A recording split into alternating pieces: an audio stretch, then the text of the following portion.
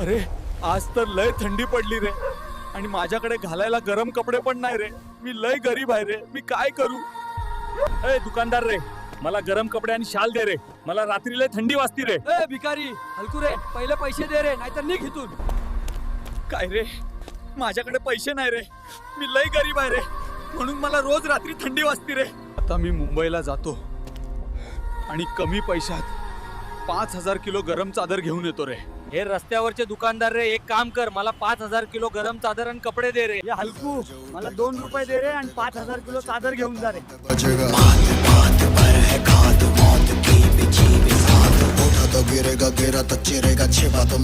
ये गाववाल्यांनो रे, तुम्ही मला गरीब समजलं रे, पण आता बघा मी तुमच्यासाठी टेम्पो भरून कपडे घेऊन आलो रे. कुणाला काय न्यायचं घेऊन जा रे.